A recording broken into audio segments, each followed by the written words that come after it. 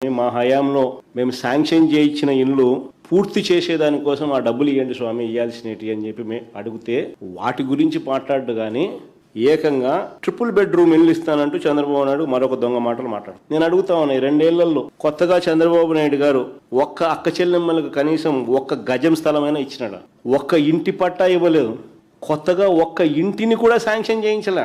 స్కూళ్ళు, హాస్పిటళ్లలో నాడు నేడు పనులు ఆగిపోయినాయి. అయ్యా, నాడు నేడు పనులు ఆగిపోయినాయి అని గట్టిగా ప్రశ్నిస్తూ అడిగాం. అయా 17 మెడికల్ కాలేజీలు ప్రైవేటీకరణ వద్దు అని ప్రజలు పెద్ద ఎత్తున సంతకాలతో తమ నిరసనను కూడా తెలియజేసిన పరిస్థితుల మధ్య మీ నిర్ణయాన్ని వెనక్కి తీసుకుని ఆ 17 మెడికల్ కాలేజీలు, ఆ 17 దేవాలయాలను పూర్తి చేయండి అయ్యా చంద్రబాబు అని చెప్పి గట్టిగా అడిగితే దాని గురించి కూడా ఒక్క మాట లేదు.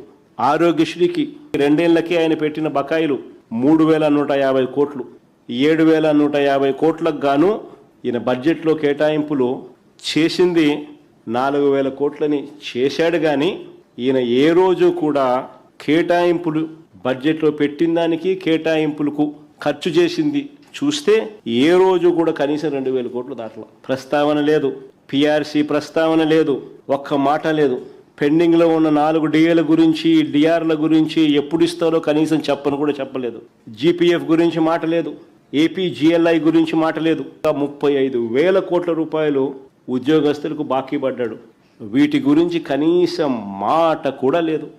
ఆశా వర్కర్లు, అంగన్వాడీలు వచ్చి విజయవాడలో ధర్నాలు చేస్తూ ఉంటే ఎన్నికల మేనిఫెస్టోలో ఈయన చెప్పింది వాళ్ళు అడుగుతూ ఉన్నారు.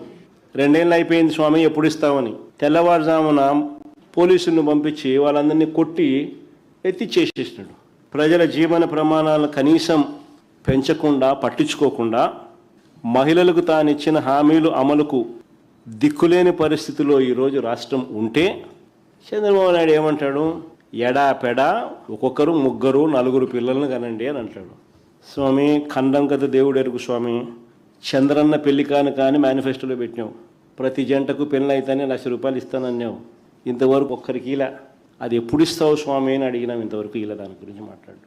కానీ 3వ బిడ్డ కంటే మాత్రం డబ్బులు ఇస్తాడంట. ఎన్నికల్లో మేనిఫెస్టోలో చెప్పిన చంద్రన్న పెళ్లి కానుకకు దిక్కులేదు. ఇప్పుడు 3వ బిడ్డ కంటే డబ్బులు ఇస్తాడని చెప్పి ఇప్పుడు చెప్తున్నాడు.